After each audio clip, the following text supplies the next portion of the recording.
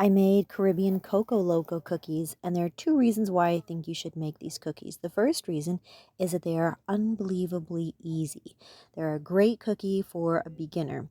The second reason is that the texture on these cookies is something that is pretty much impossible for the mass production type of cookie to mimic, which is multiple textures in one cookie. Usually they have a very uniform texture throughout, whereas homemade cookies can have multiple textures in one cookie. This one is like that. The outside is going to be crispy and maybe even slightly crunchy, whereas the inside is soft and chewy. So we'll get started on these cookies, Coco Loco cookies.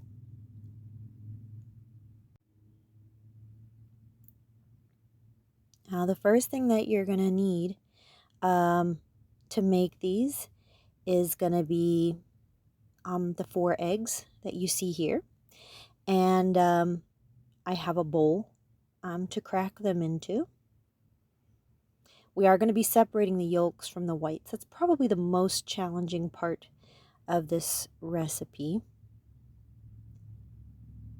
Take some practice if you're new to it. We're going to use sweetened coconut flakes. Don't use unsweetened in this recipe. You will get a slightly different outcome, and they won't be quite as soft and chewy. The process of sweetening coconut flakes doesn't just add sugar, it also adds moisture and retains more of the coconut moisture. We're going to need granulated sugar, all-purpose flour, salt. You'll also need vanilla flavor. Now, you can use fake vanilla flavor, you can use vanilla extract, you can even use pure vanilla bean paste. The difference in price here is that Molina vanilla flavor that you see costs about $1 for that big old bottle, whereas the Watkins pure vanilla bean paste costs about $12. So there's a huge cost difference. You should consider if you're making a large quantity for a crowd, and also how close is that crowd to you. I'm making these for my employees, so if I were making these just for my family, I might just use the expensive stuff for them. As much as I love them, I mean, I am gonna go like with a mix of half and half. Now this is optional. You can also use some spiced rum, chocolate, to dip the cookies in, and then if you want to dip them in chocolate, so you'll use like chocolate chips, please use a American friendly brand, and if you're not going to use a fair trade brand, at least use a brand that doesn't like try to screw over people in third world countries like evil Nestle. Hershey's is a great brand. Ghirardelli is fine from what I know. If you can go fair trade, that's great. And then you'll also need a little bit of butter if you'd like to use the chocolate. Now I have a bowl here where I'm going to store my batter. Now this step is a whisk, a bowl of water to simmer, or I should say a pot of water to simmer, and then a bowl that sits over it. The bowl needs to be big enough that the bottom of it won't touch the surface of the water inside.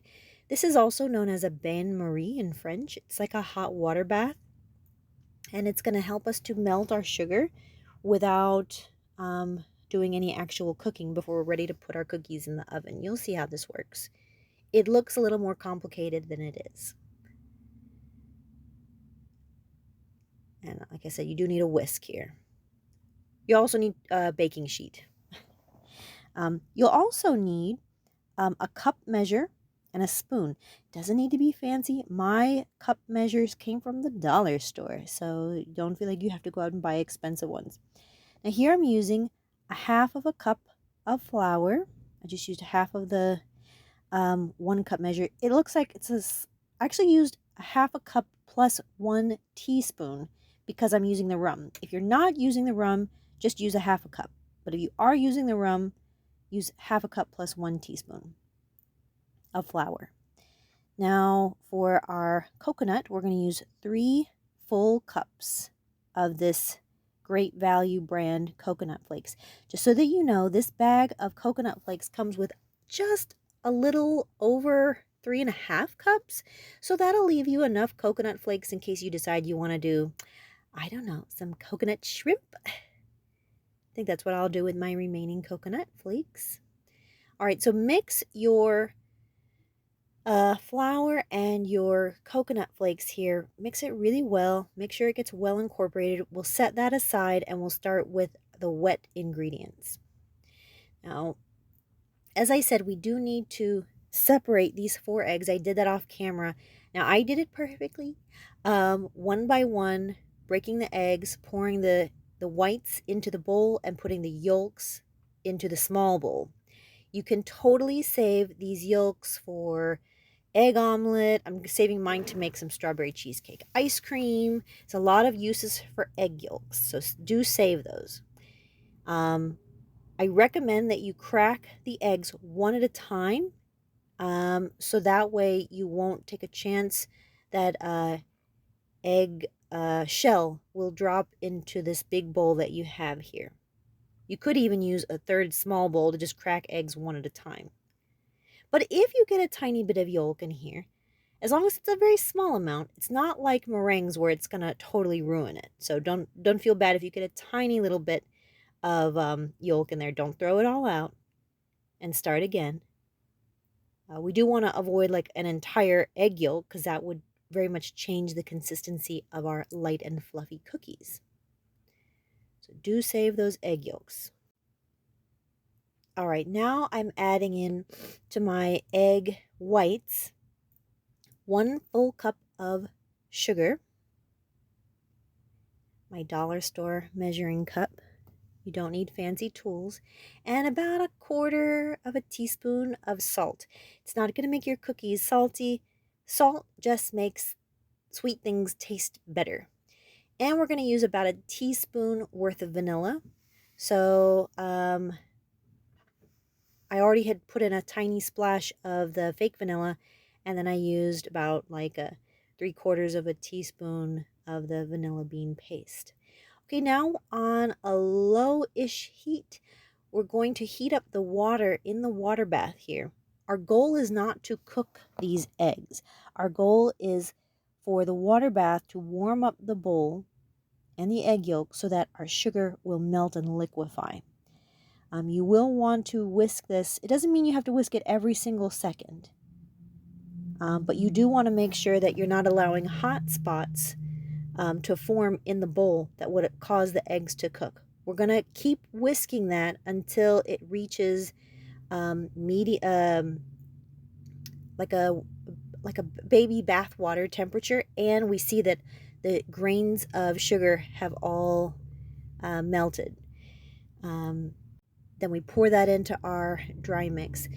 Now, to wash our bowl, take the hot water bath water and just pour it into the bowl that had had your eggs previously. Get that started in your sink.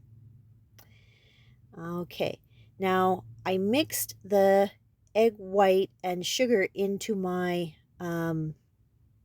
coconut flour, and then I put that in the fridge. That needs to refrigerate for at least 2 hours. Meanwhile, we're going to make our chocolate. We used for the amount, I used more because I'm making a quadruple batch, but you would need about 1/2 of a tablespoon of butter, and then use about 3 or 4 ounces worth of chocolate. You can use bittersweet, you can use semi-sweet, and then you can just put it into a microwave safe cup and just microwave like every 2-3 seconds, stirring between every few seconds. Now here are our cookies that have come out of the oven. As you can see, I just dropped them in large heaping tablespoons. They are not perfectly round in shape. That's exactly what we want. You see how that uneven, misshapen shape gives us little bits that are like pointed up, and they're like sharp, and they're going to be like more crispy, crunchy. That is exactly what mass-produced food struggles to do, is to create those unique textures. So you're going to get little bits of crispiness. It's so good.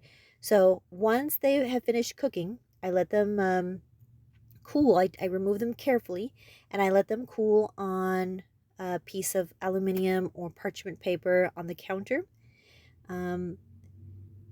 Once they have cooled at room temperature for at least 20 or 30 minutes, you can drizzle some chocolate on them, or you can also dip them in some chocolate. And that's what I'm about to do here.